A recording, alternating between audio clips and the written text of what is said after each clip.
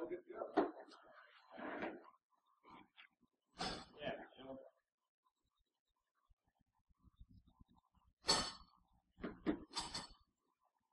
All right.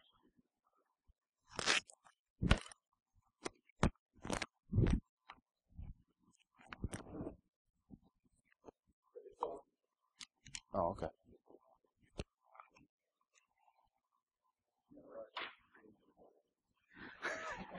Yeah, this is going to make for a great presentation.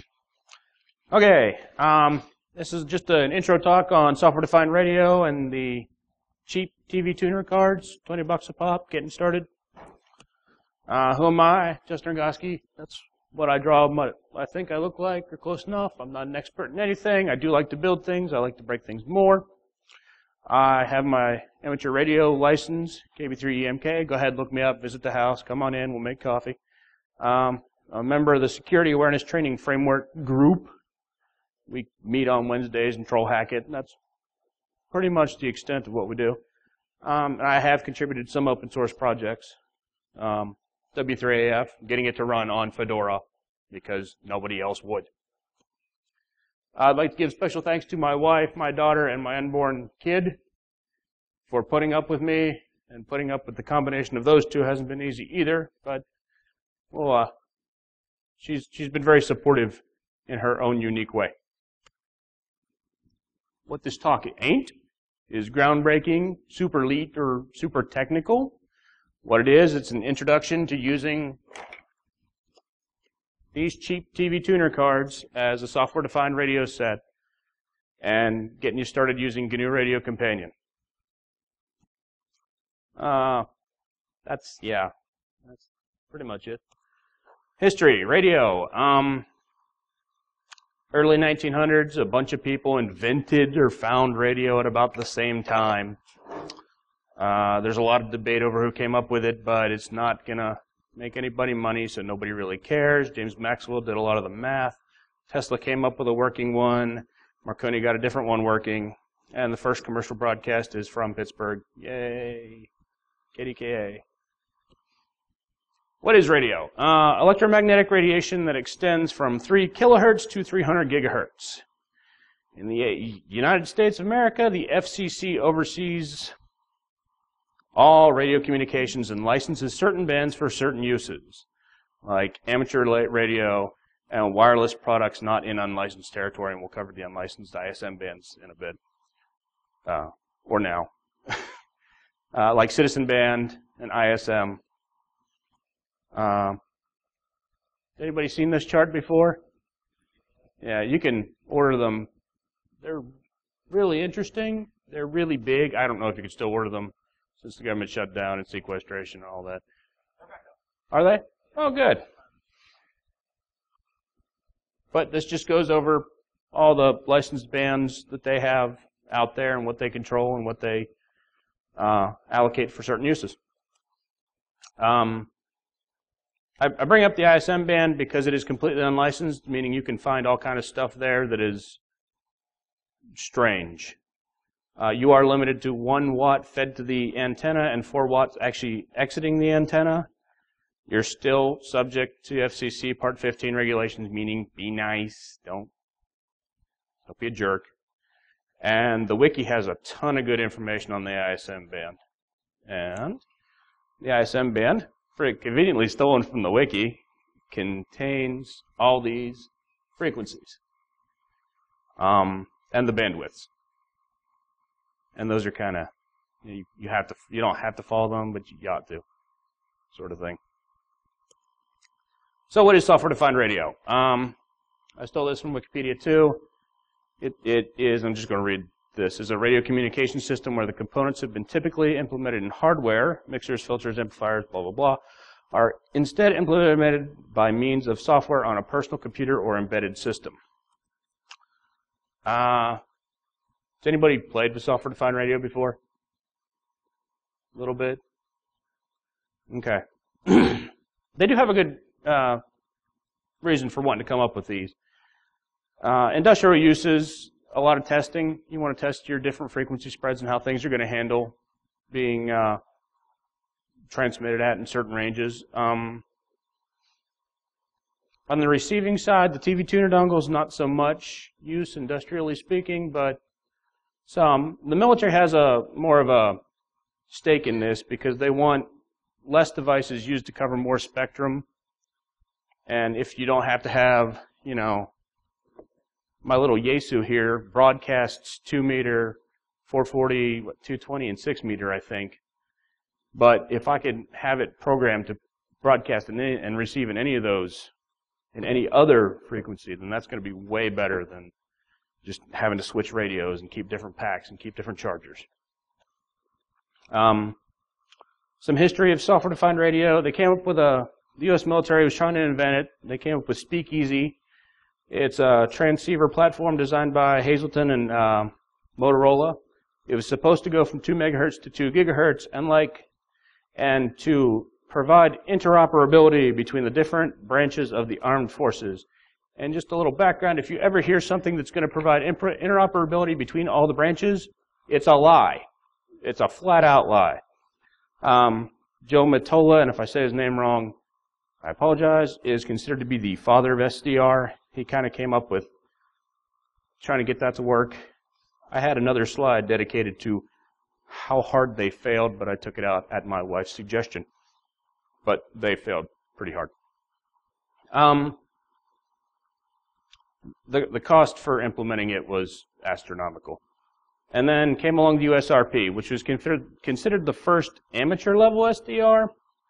It stands for, and I would forget. Anyway, it's a little box. It goes over Ethernet. You can get these daughter boards. It costs around $1,500 for the box. It uses field programmable gateway arrays to change frequencies. It does transmit and receive, and each daughter board costs about $500. You're looking at $2,000, not including antennas. So amateurs I don't have $2,000 to spend to get one for a hobby. I know people who do. I'm not those people. Recently, at DerbyCon 2012, they gave a talk on these things, RF cats, where they took these nifty little IMEs and created software-defined radios to go between the limited frequency set. I checked it out. It's a pretty good talk. Only specific hardware based on the CC111 chipset. So there were only certain toys manufactured with these devices that they found that they could reprogram.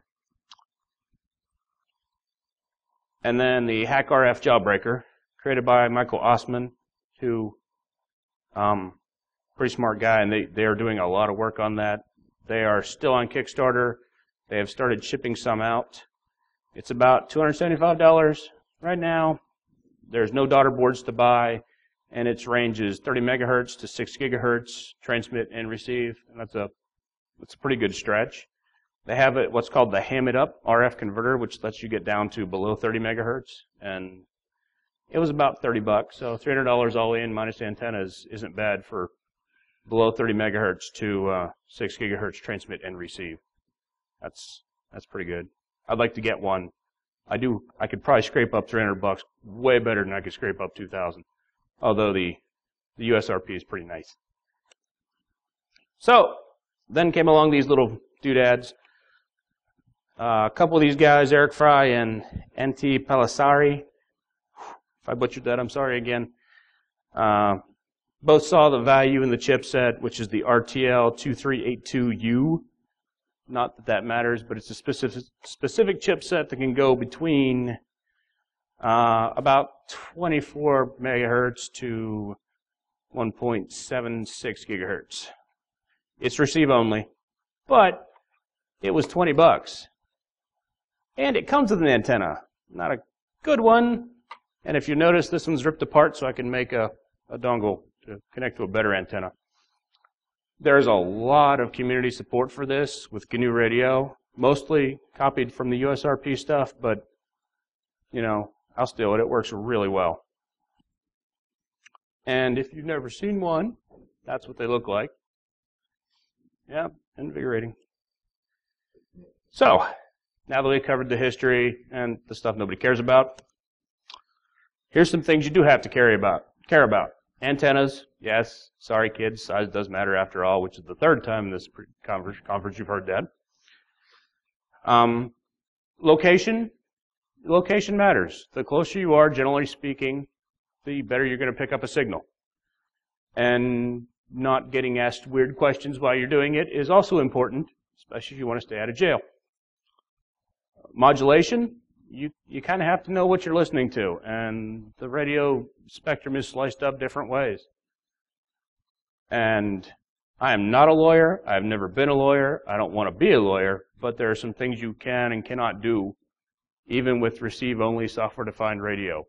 It's like owning a scanner, just cheaper, and you have to build your own antenna stuff. Who knows what that is? Nobody knows what that is? That's the Green Bank Radio Telescope. That'll come into play here in a little bit. Different types of antennas. They got dipole antennas, basically the old rabbit ears, Yagis, disc cones. So I sent a tweet to Michael Osman and said, hey, what's the best kind of antenna I could get for software-defined radio? And he tells me, the one you build yourself. I think he lied to me, but that's okay. It was a lot of fun building them.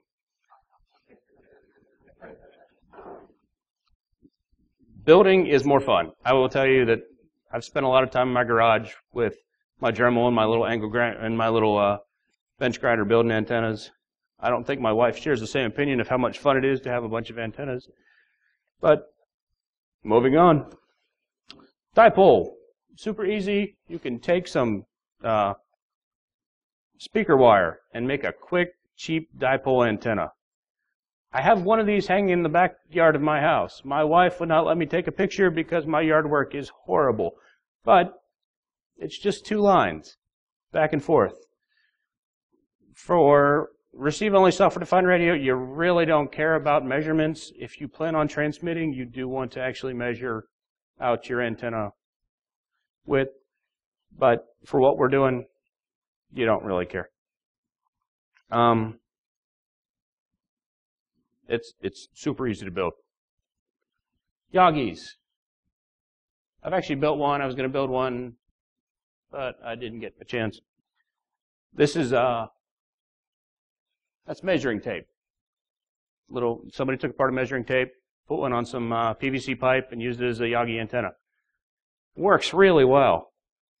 Amateur radio club I was part of a while back used to do fox hunting with these things, and yeah, you get some looks from the townies, but they work really well going through downtown searching for a beacon signal. You tell the cops you're doing it before you do it. It works out well. It's useful for directional. This is very directional. There's a signal coming from there. There's a signal coming from there. And you can generally tell the difference unless you get too close. And then you're not going to be able to tell the difference, which is when attenuation sets in. That's a different topic. Discone. You can buy these at Radio Shack. I attempted to build one. It fell apart several times in the process. This is kind of like the honey badger of antennas. It doesn't care. It'll pick up anything. Look at all the radials. I mean, they're very popular for regular scanners, so if you see some of these hanging out in the back, it just means there's a scanner enthusiast in the house. $80 at Radio Shack minus the poles, and you're going to have you'll pick up a good bit of stuff. And they are slightly complicated to build, and I would have had the pictures, but I didn't get a chance to take those either. Okay, location.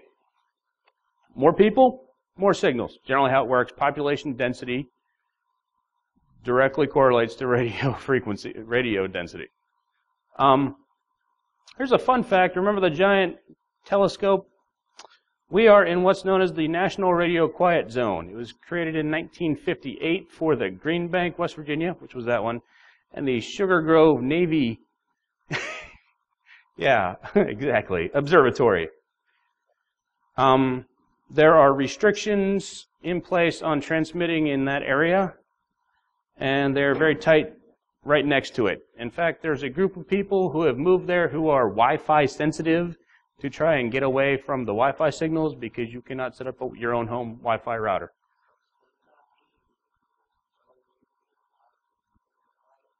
That's right. You just have to work with them to put up a tower, and you have to get them to sign off on it before you set up any sort of transmitter.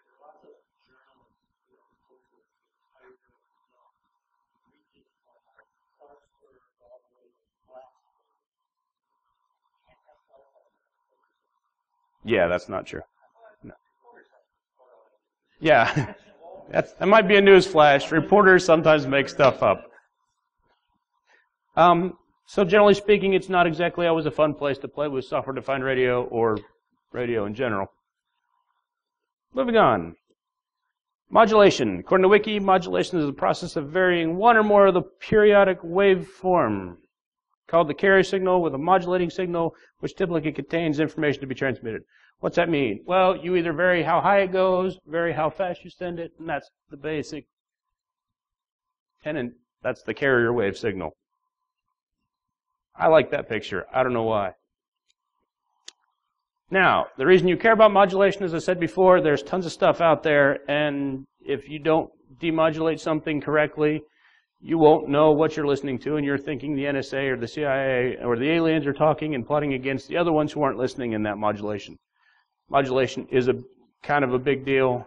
There is some overlap.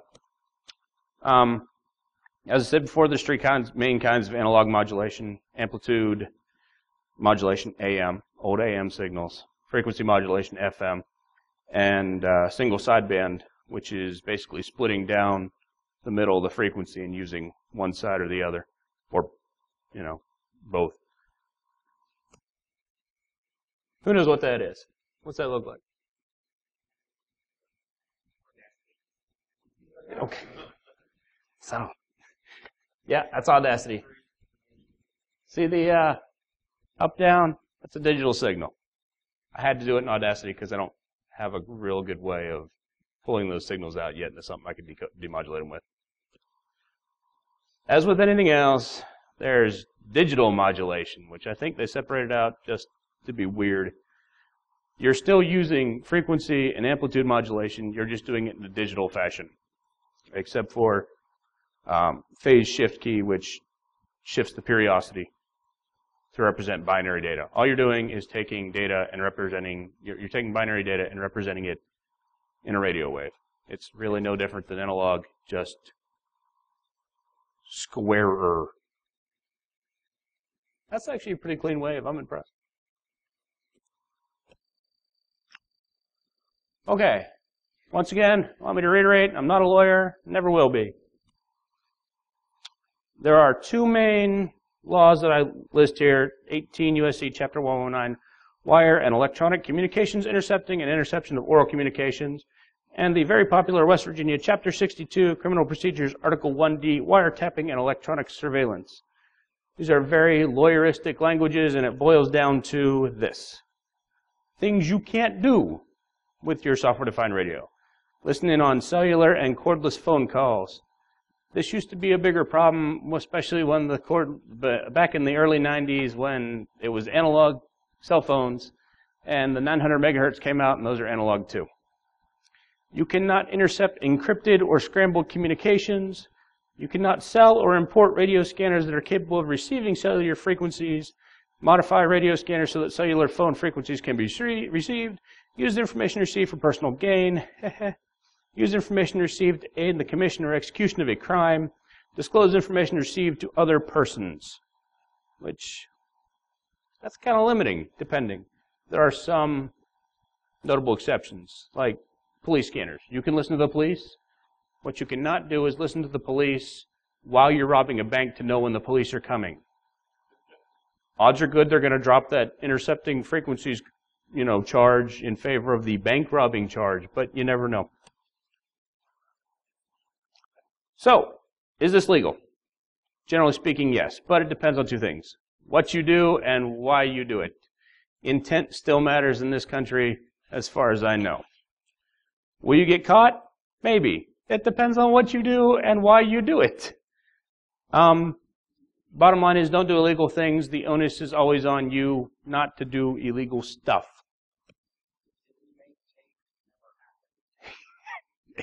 Great. Okay, enough of the stuff. You got your antivirus all up to date. Yeah, that's exactly. Okay, got my dongle. No one's bugged me because I'm sitting around with my, by the way, just a point of fact, this big scary looking antenna gets you far more looks than guy pulls out a set of 1980s era rabbit ears at the local coffee shop or whatever. Not saying that happened, but that, oh yeah, you get a lot less looks with the rabbit ears than you do with the big scary looking antenna, which is just an HD TV antenna. Okay, so I got my dongle. I'm going to install some software, find things to listen to it, and profit. Yay! Okay, drivers, receivers, scanners, and GNU radio. That's pretty much, y'all can read. For Windows, you basically go there and get rtlsdo.com. You install it. It installs a driver. And then you install SDR Sharp. And now you have a really good receiver. Yep, waterfall plot. I don't use Windows. I generally run Linux, which has caused apparently some problems. But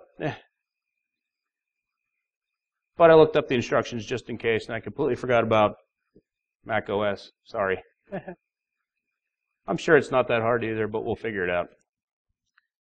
There's another one called HDSDR. Yeah, they really blew their wad on the naming. It stands for High Definition SDR. And I saw a typo. That's great. Huh. It uses a different driver, supports a lot of different chipsets, not just the RTL, but it also supports the RTL, and it's a pretty good receiver from what I could tell. There's a picture. It's just got different graphs. Aren't they pretty? Okay. For Linux, you need to go out to the web, download this random script, and run it as root. Yeah, okay, it kind of sucks. Yeah. If you want to pwn some radio enthusiasts, this is probably the best way to do it, because they will go out and run that build GNU radio. I mean, they will just copy and paste this in without looking at it. And whoever wrote it, I have the guy's name, but he did a really good job. He supports Fedora and Ubuntu, and so I like him a lot. But yeah, it does need root privileges because it is installing software. Sorry. You can go and pick through it and find all the drivers and stuff yourself. Good luck. After that, you're going to need a receiver and Linrad, which is Ncursors and older, and I had a lot of difficulty getting it up and running. I did get it up and running, but I will not admit to it in public. But I just did. Crap. GQRX can be difficult to install. The latest version is based off GNU Radio 3.7, which is different than 3.6. They've been changing a lot of stuff. And this script only pulls 3.6 for now. Apparently, soon all that stuff will shift up to the right, and everything will be happy and puppies and unicorns and everything. Either way, you can both use your SDR to receive radio signals. GQRX supports multiple modulations. Its analog digital signals are processed as analog ones, so you get to listen to a lot of chirping. And I mean a lot. So if you're really into industrial music, this might be the thing for you, but beyond that, you can record stuff, and I'll play some stuff that I've recorded here earlier. It's a very good general purpose all receiver, and the way I got it working is thanks to it being free open source software, I had to go in and modify the source code a little bit, compiled right up, and runs. That's what it looks like. So when I took this here screen video thing, that's actually the weather service out of the airport that I live near. But I wasn't smart enough to realize that it's picking up my microphone sound and not the sound coming through the sound card with my headphones on. So that's why you're not hearing anything cool. Okay, a scanner. You kind of need a scanner. Or you need to be able to use the internet really well. Either way, scanners are very helpful for finding things. RTL scan is one of my favorite. And let's see how that works. Oh, that's great. Oh, that's even better.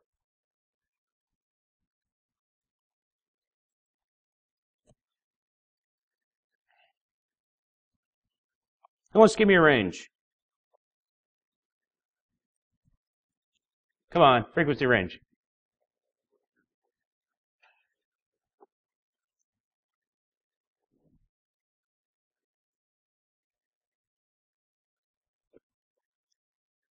Oh, hey. Yeah, you got to plug it in. I will tell you that when you get started with this,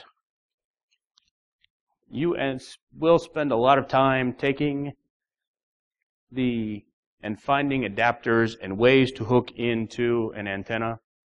You will spend way more time doing that than you think you ought to. What's that now? Yeah, you could buy them. As I mentioned earlier, it had a crappy, and I mean crappy, antenna. So all I did was take the base off and rip the cable out and then soldered it to another.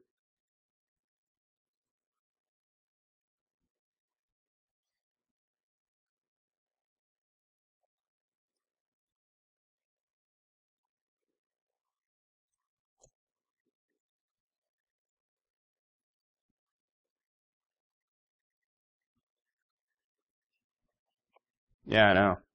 This is exciting right here. So what does this tell me? Not much.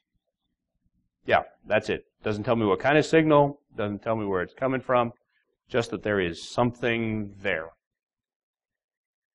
And then that kind of gets me into birdie frequencies. I've noticed with the RTLS, the TV tuner dongles, they have a lot of what are called birdie frequencies, frequencies that they pick up very strongly, and they tend to be around like straight integer numbers, like 120 megahertz. Just picks up some frequency that's not really there. All scanners have this problem. Some of the new ones, they've worked a lot hardware-wise to minimize it, but it's still an issue.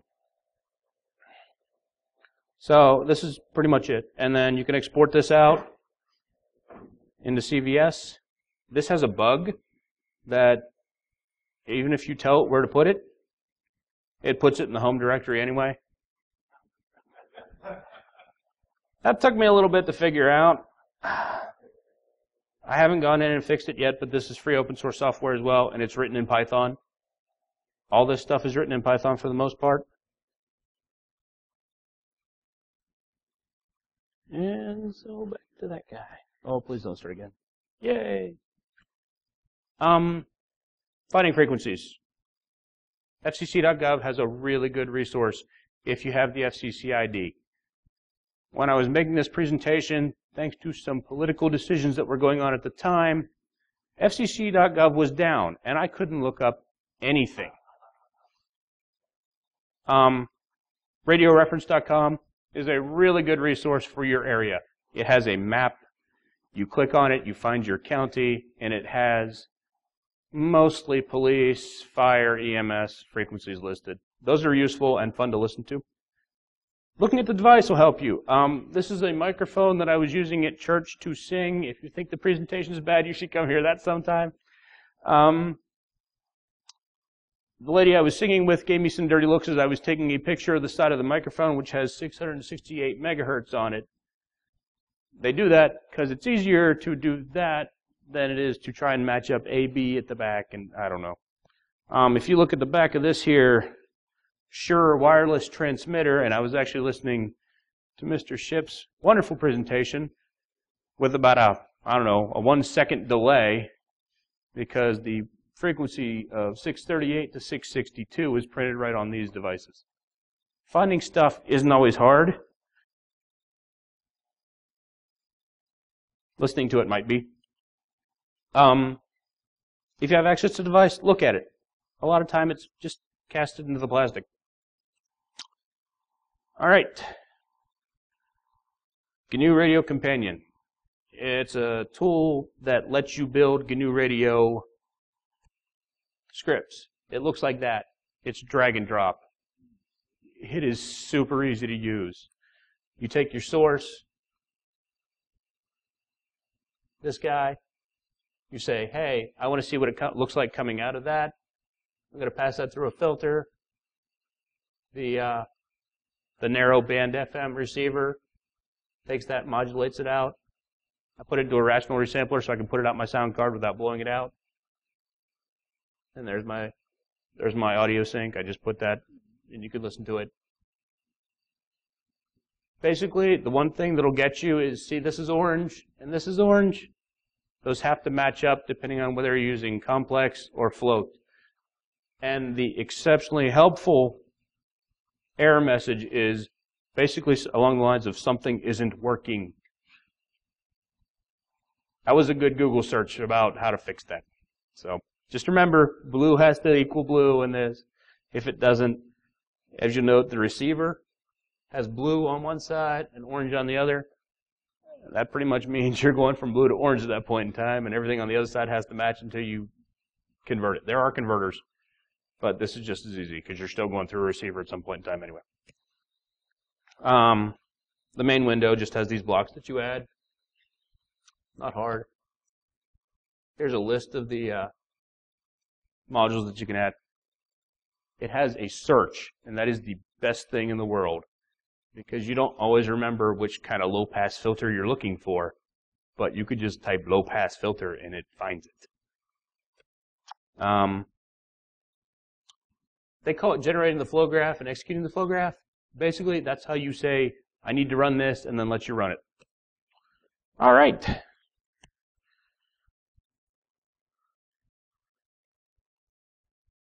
So we're going to pull up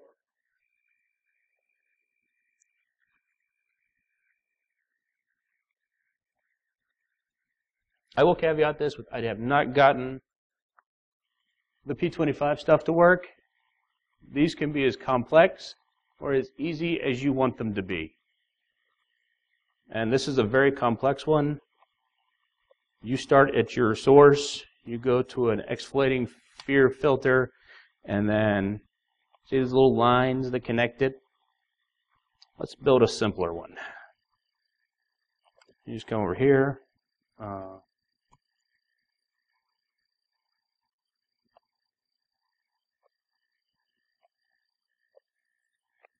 All I do is that. That's my source.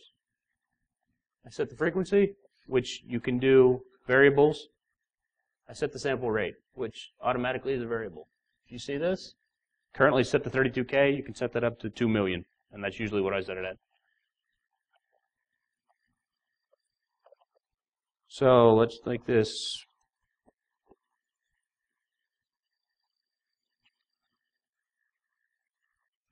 Yeah, it likes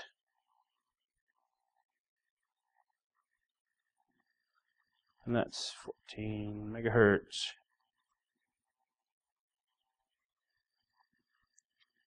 And then you can come over here and put a sync.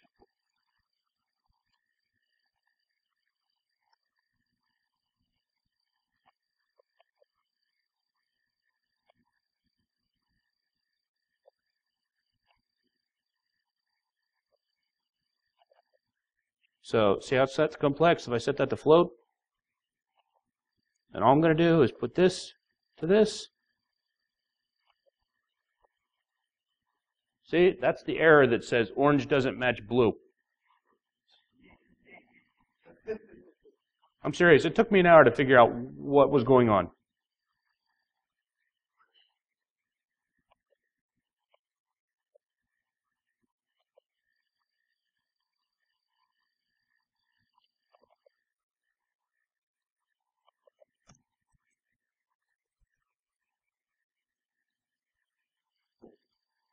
You can count, but I usually end up overshooting or undershooting by 1.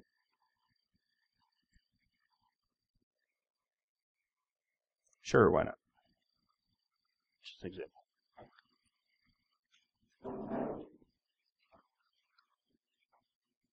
And that's all it takes to run an SDR. I was going to build a more complex one, but then I realized it is exceptionally boring to watch me stand up here and do things like that. No, change it.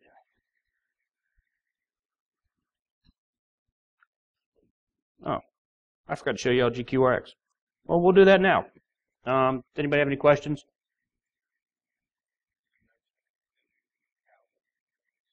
Yes. Yes, the Fun Cube's another one. I didn't really mention it because I haven't gotten to play with it, but it's along the same lines. It kind of came before all this stuff became popular, but not entirely. So let's find my other terminal.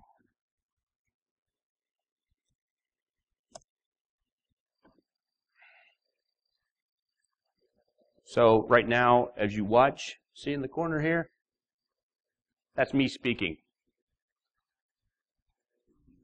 Yesterday we had one of these. Actually, we had the little Bofang, cheap $35 2 meters, sitting listening to the police and other non-illegal things to listen to. And there's about a 1 second delay because of the processing. And you'll note that as I speak, eventually it'll get, the antenna's right there, which causes all the red. Let me go back and get my notebook because I'm not bright enough to bring it with me. Thanks, man. So just arriving Friday night and playing around, I'd say we got about 15 or so different frequencies. So this can be tactical if your target is using wireless microphones, wireless headsets on phones. I'm not telling you that that's legal or you can do that, but it is an option. And that's about all I have for presentation. I was just going to see if we can find some stuff and play around with it. If anybody has anything they want to listen to, which is kind of code for shut off the camera, please.